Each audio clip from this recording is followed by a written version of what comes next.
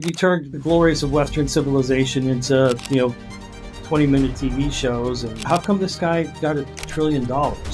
Okay, and a lot of it came from government contracts. We're going to overthrow the bad guys. And then once they ever get installed in power, they become chaotic. And then a little bit about your book. Yes, thanks. It's good to talk to you again. I was at the end of my career, not a career, but I was at the end of a 6-year naval officer stint. And a friend of mine from Washington, D.C. sent me a copy of Rudolf Steiner's Knowledge of the Higher Worlds and Its Attainment, and also a little biography of Steiner. And then I started getting into this stuff. And it was interesting because I was right on the edge of a new career path and decided to sort of plunge into this. For 3 or 4 years, I just read a ton of Steiner's books. And these were back in the days in the late 80s, early 90s. They're kind of hard to get. And now they're just everywhere. There's a huge archive of Steiner online, and you can pretty much get anything you want. But I just got very, very interested in it. And as a practicing Catholic, and an aficionado of, for lack of a better word, East Asian religion and spirituality and Zen Buddhism, I got very, very fascinated.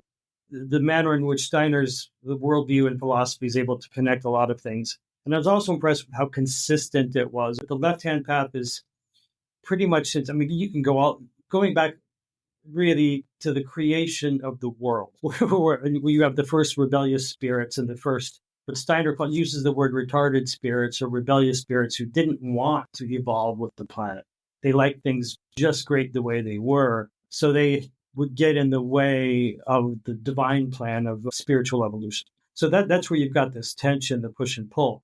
Now, Steiner will say in several places that what we feel is evil, what is evil is really just a good that's been a good that doesn't belong to the appropriate time or place, which is a horrible way to imagine the worst possible crimes that humanity inflicts upon itself. But to consider it from a very large standpoint, this is some misguided soul or spirit attempting to do what it sees as the good thing in a grossly disproportionate context. Steiner says that Cain was actually the offspring of an Elohim and Eve. So that Cain was sort of a half angel, and Abel, for his part, was the son of Adam. And so with these two brothers, right? These two brothers. One lived in the service of the Lord, and the other lived in the service of power and the self. And I think that's where Steiner will characterize them as a rebellious spirit versus a cooperating, obedient spirit. Mm-hmm. Is that a good answer? Does that make sense? Yes. And so obviously the whoever wants the wealth and the power and the medical control and on and on and on are on the left-hand side because they only see the world through the lens of their own power.